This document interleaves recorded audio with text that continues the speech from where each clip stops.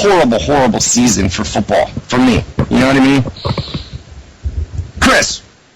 Definitely, my man.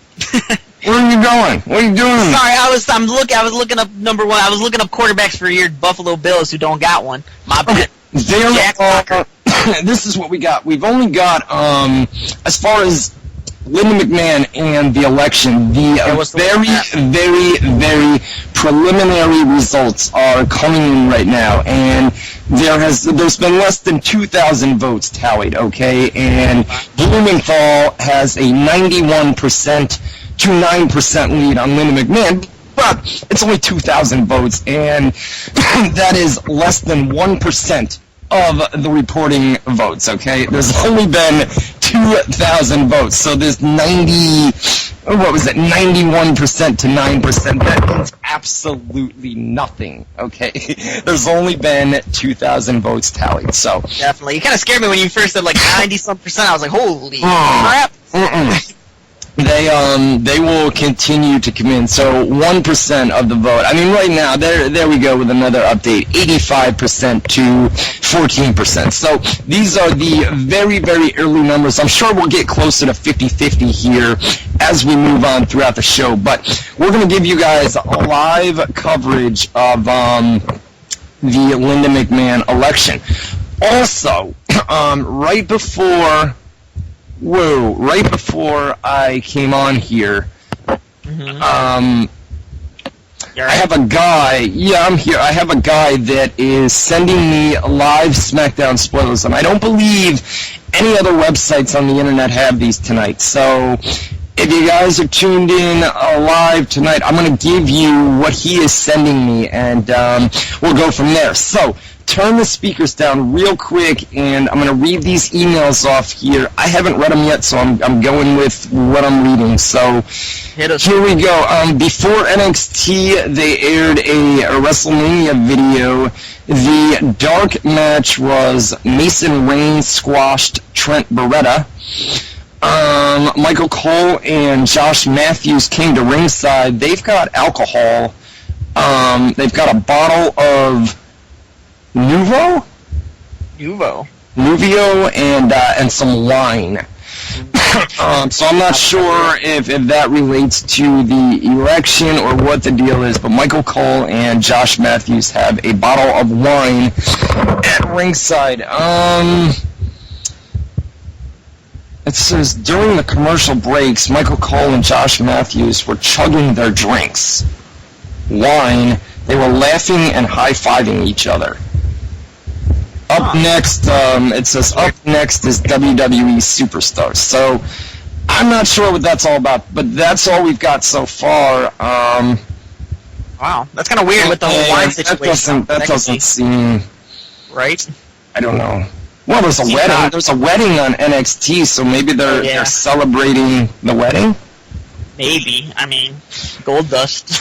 Yeah, maybe they're drinking in celebration of the wedding. I don't know, I just burped. Of the wedding. Yeah, I'm not... No, I've got water. I've got my ice water, man. No beers tonight. So, yeah, that's all we've got. I guess Superstars is coming up next. So, we'll give you live spoilers from the SmackDown tapings here in just a little bit.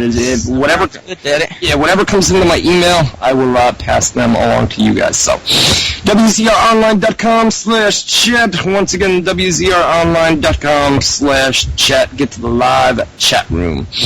What do you want to do, man? Chris. I'm here. Can you hear me? Yeah, what do you want to do? Yeah. I said, you want to talk about, what about the King of the Ring coming back? Oh, King of the Ring. Yeah. I'm excited for that, my man. I'm really excited. You know what I was thinking, man? Instead of going through Monday Night Raw, I just don't know how we're going to kill 2 hours of time. You know what I mean? Yeah. No, I know what you mean. You want to just talk news and rumors, and hour number 2, just keep the live phone line open?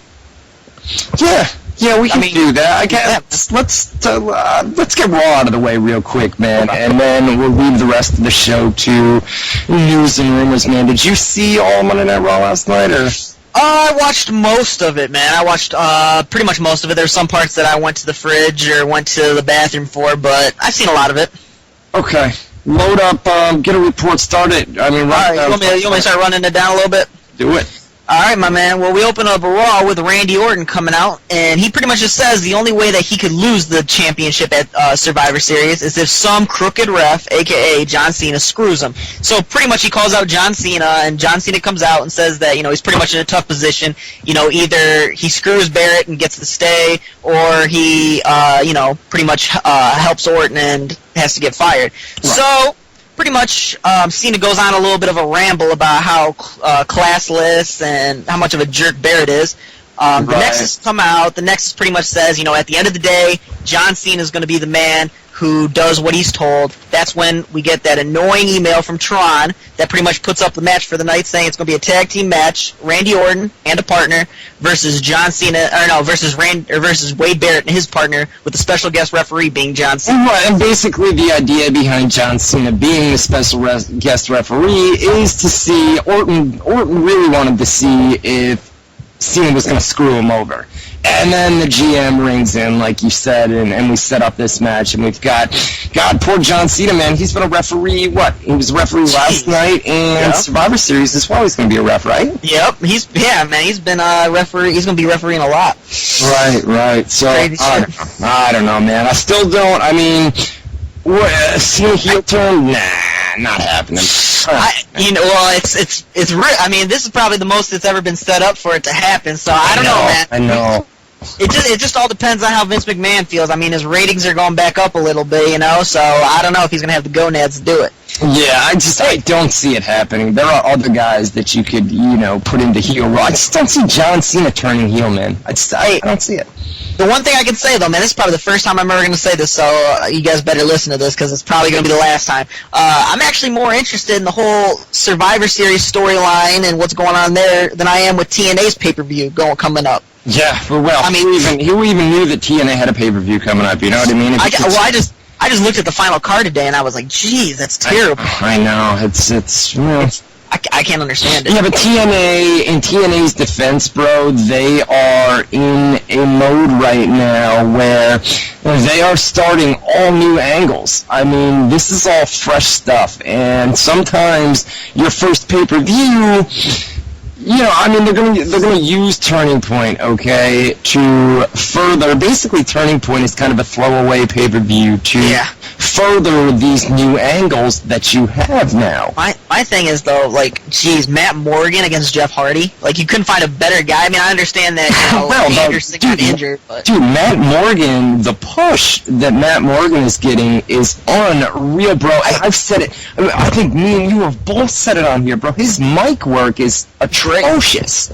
So I thought it was. I think mic works good. Are you kidding me? Matt Morgan on a microphone is unbelievably garbage, bro. Wow, he's garbage. I think he's pretty good. I don't think he's the greatest, but I think he's pretty good. I don't think he's one of the worst. You got Jeff Hardy and a couple of these other guys. He's got no emotion in any of his promos. He sounds like a robot, man. He sounds like a complete robot when he speaks, and I cannot stand. See, Abyss. Somebody in the chat room, Coochie in the chat room, says Matt Morgan is better than Abyss. You gotta understand, Abyss has came out and cut these amazing promos. Think of yourself in the gimmick that Abyss or Kane has to play, where they have to come out and cut those promos. That is not easy stuff, and Abyss has done an unbelievable job with his promos. Hang on, somebody just said in the chat room, though, why Matt Morgan on the main event? Why not the Pope? Didn't Matt Morgan just lose a couple weeks ago to Brian Kendrick? I don't know. How are you going to put this guy in the main event and expect me to take it serious? You know what I mean? This is a renewed, like I said, man, this is all new stuff that TNA is doing, and you can see that they're taking I guess you could call him a homegrown talent in Matt Morgan and really, really pushing him to the moon. I hate it. I can't stand it. I've never been a fan of Matt Morgan. Nothing's wrong with his in-ring work. Big guy who's a great worker, and sometimes big men like that aren't the greatest with in-ring stuff, you know what I mean? But I just think, his promos are atrocious. Matt Morgan's promos are horrible, man. Hang on, man. I'm looking at this card. Look at this. Jeff Hardy versus Morgan. Motor City versus Team 3D. Lethal versus Robbie E. RVD versus Dreamer, that's alright. Mickey versus Tara's alright. And then the watered-down feud of Evie versus Fortune. I just think it's, like I said, man, I don't even know if I really want to watch this pay-per-view. I think it's going to be that bad. You know, I understand why they did, and not only that, but Motor City Machine Guns against Team 3D. Don't say it's going to be good. Don't say I think it is, man. It depends what style of matches. I mean, you're gonna have the high flying stuff by the Motor City Machine Guns, but Team 3D is the type of team that can work a match with high flyers like the Motor City Machine Guns, and it's not gonna be a horrible match. I mean, I'm guessing that you're gonna have some spots during that match. It's gonna be in the crowd, which is Team 3D's gimmick. You know, they go out, they fight through the crowd, this and that, and then you're gonna have the high spots in the ring with Motor City. I think, you know what, I would say going in, I could see where you would say that match on paper is terrible. But I think after it's over, I think we're gonna come out of that match saying, you know what, not bad. See, me personally, man, like, for the past 6 months, I have just not been impressed with Team 3D whatsoever. I mean, I understand that they're getting older and fatter, but, like, I mean, I don't know. Me here, I'd rather even see another rematch of Motor City Machine Guns versus Generation Me in a spot fest over Motor City versus Team 3D. Bubba Ray Dudley is one of the best promo talkers in the entire business. I agree 100%. I mean, Bubba Ray is unbelievable. I mean, his promo skills are in a league of their own, man. And Devon is basically the guy that goes in there and carries the match. You know what I mean? He's got the in-ring work, and Bubba's got the promos, and that's why you always see Bubba cutting the promos, and then Devon comes in with that one little line at the end, "Oh, my brother, testify," or whatever. You know.